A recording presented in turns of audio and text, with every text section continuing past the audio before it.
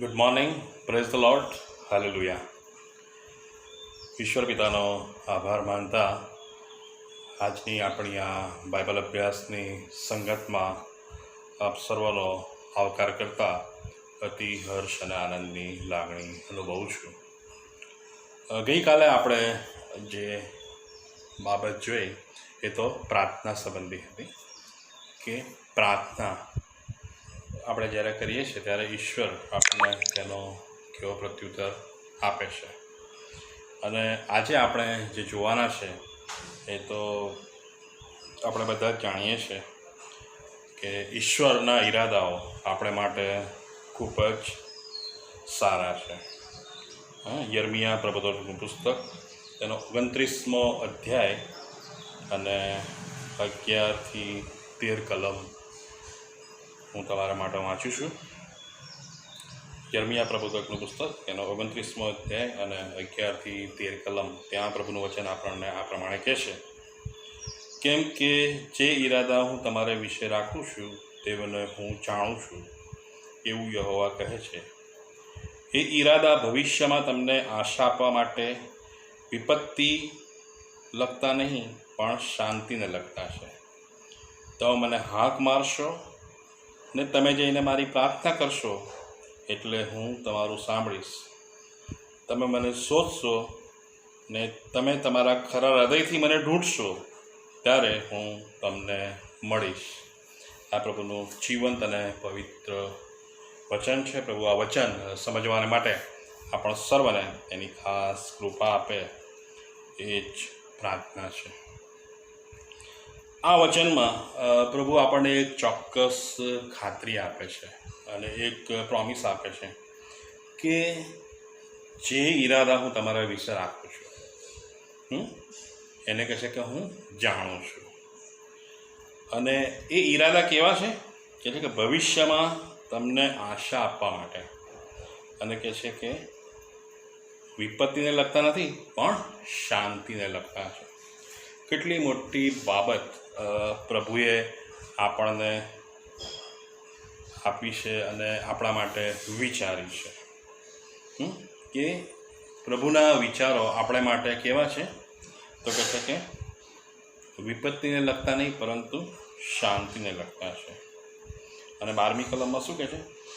તમે મને હાથ મારશો ને તમે જઈને મારી પ્રાર્થના કરશો એટલે હું તમારું સાંભળીશ.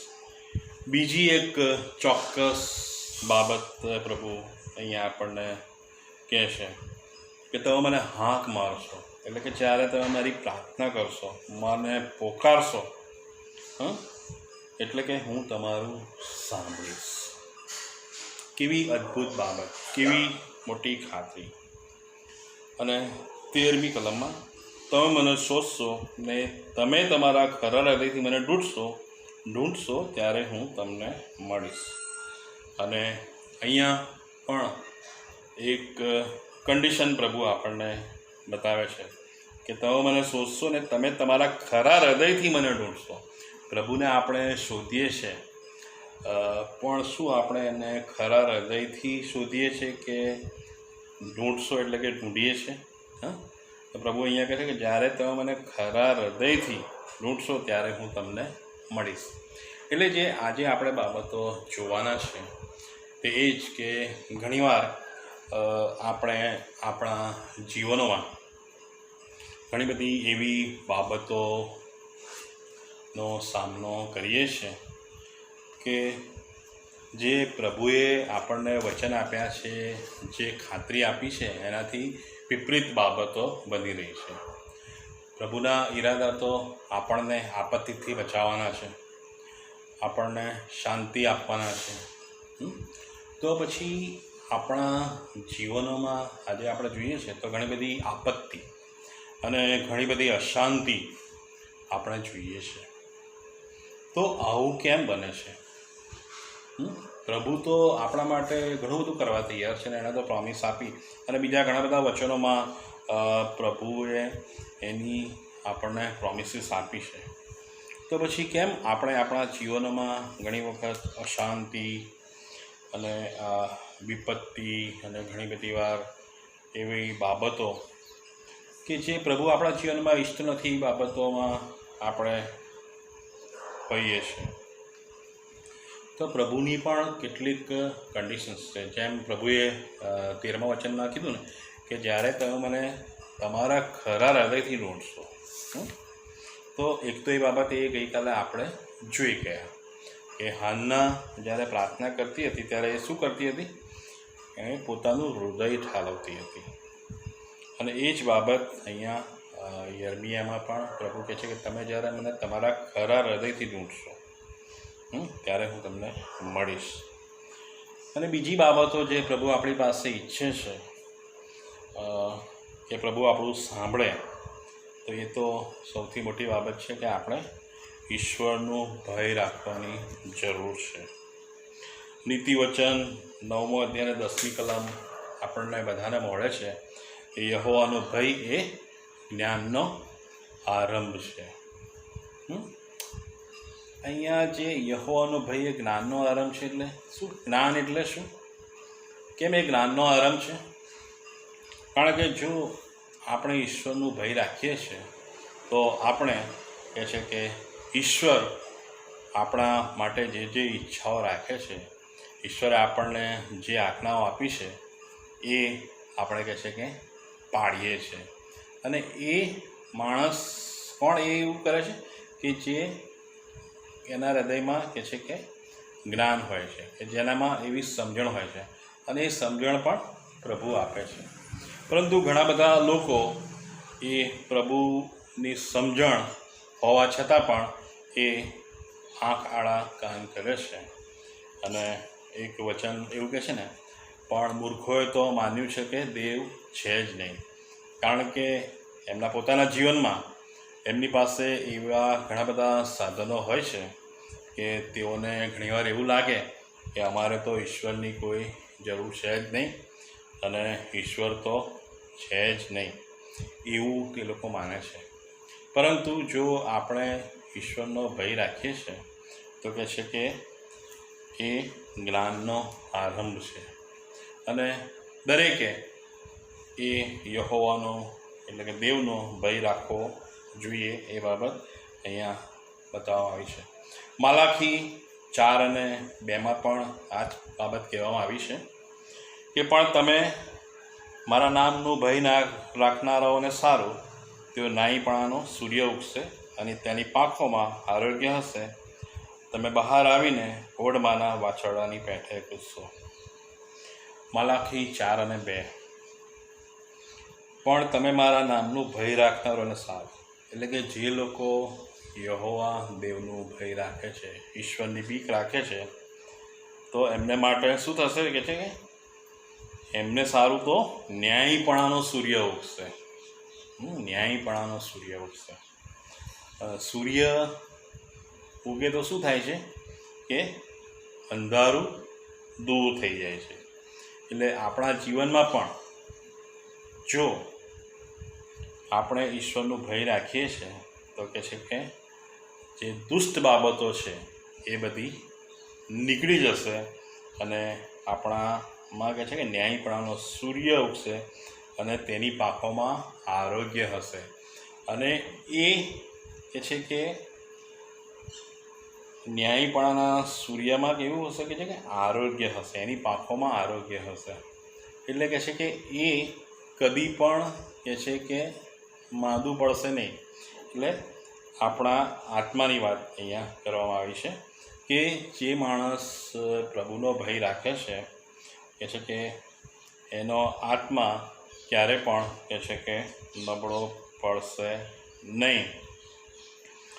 અને તમે બહાર આવીને ઓઢમાના વાછરડાની પેઠે કૂદશો. બહાર આવીને એટલે ઓઢમાના વાછરડાની અહીંયા ઉપમા આપવામાં આવી છે ઈશ્વરે એના ભય રાખનારા લોકોને માટે.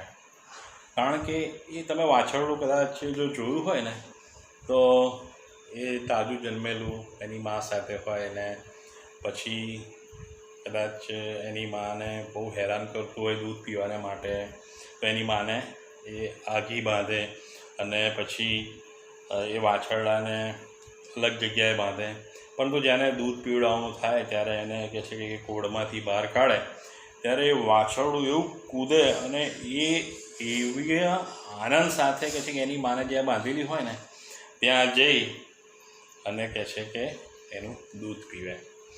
એટલે એ વાછરડું જેમ કૂદકા મારે છે કહે છે કે એવી રીતે તમે કૂદકા મારશો, એ પેઠે તમે કૂદશો, કે જેમાં કોઈ જ પાપ નથી કે કોઈ દુષ્ટતા નથી, પણ એમાં ન્યાયીપણાનો સૂર્ય ઉગતો દેખાશે.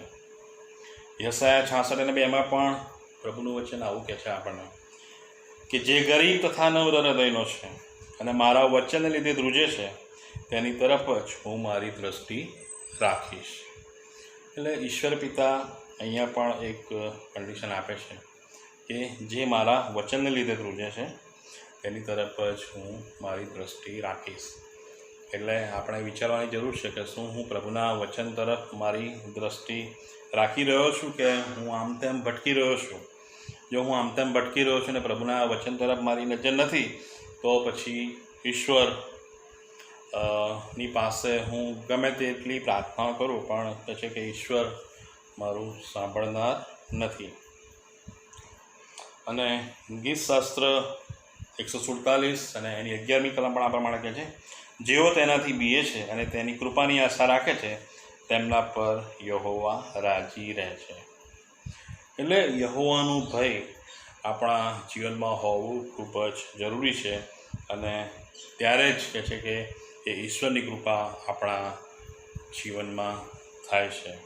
અને બીજી બધી બાબતો જે છે, યર્મિયા 17:10 પ્રભુ કહે છે કે હું શુદ્ધ અંતઃકરણ માગું છું. કે છે હું યહોવા મનમાં શું છે તે શોધું કાઢું છું, હું અંતઃકરણને પારખું છું કે હું દરેકને તેના આચરણ તથા તેની કરણી પ્રમાણે બદલો આપું. એટલે પ્રભુ આપણું અંતઃકરણ પારખે છે. ગઈકાલે આપણે જોઈ ગયા કે પ્રભુ આપણા વિચારોને પારખનાર એ દેવ છે. એટલે આપણે આપણા વિચારો કેવા છે એ બાબત આપણે જોઈએ કે મારા વિચારો શું, પ્રભુના વિચારો એ પ્રભુએ મને જે કરવાનું કીધું છે એ પ્રમાણે છે કે એનાથી અલગ છે.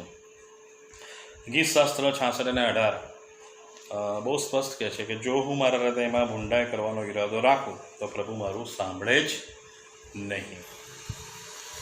એટલે આ બધી બાબતો જે છે કે પ્રભુ આપણું સાંભળતા નથી. અને માલાખી 2:13-16 કલમમાં તમારો પત્ની સાથેનો સંબંધ કેવો છે એ બાબત વિશે એ જણાવે છે. જો તમે પત્નીને દગો દીધો છે, એની સાથે કપટ કર્યું છે, એના ઉપર તમે જોર જુલમ કરો છો, તમે જો પત્નીનો ત્યાગ કર્યો છે, તો આ બધી બાબતો ઈશ્વર ધિક્કાર છે. હઝકીએલ 22:7 પ્રભુ કહે છે કે જો તમે મા બાપોનો તિરસ્કાર કર્યો છે, વિધવાઓ તથા અનાથો ઉપર જોર જુલમ કર્યો છે, તો કહે છે કે પ્રભુ તમારું સાંભળનાર નથી. અને બીજા ઘણા બધા પાપો જે દેહના કામો છે, જે ગલાતી 5:19 પાઉલ પ્રેરિત આપણને જણાવે છે કે વ્યભિચાર, અપવિત્રતા, લંપટપણું, ઈર્ષા, અદેખાઈ, કજિયા, કંકાસ, કહે છે કે એ બધા પાપો જો આપણા જીવનમાં હોય તો પણ કહે છે કે દેવ આપણાથી રાજી રહેતો નથી. અને ઈશ્વરે આપણને બહુ મોટી ખાતરી આપી છે અને ઈશ્વરે આપણને પ્રેમ કર્યો છે. રોમન 8:32 આપણને કહે છે કે જેણે પોતાના દીકરાને પાછો રાખ્યો નહીં પણ આપણ સર્વને માટે તેને સોંપી દીધો, તે કૃપા કરીને આપણને તેની સાથે બધું એ કેમ નહીં આપે.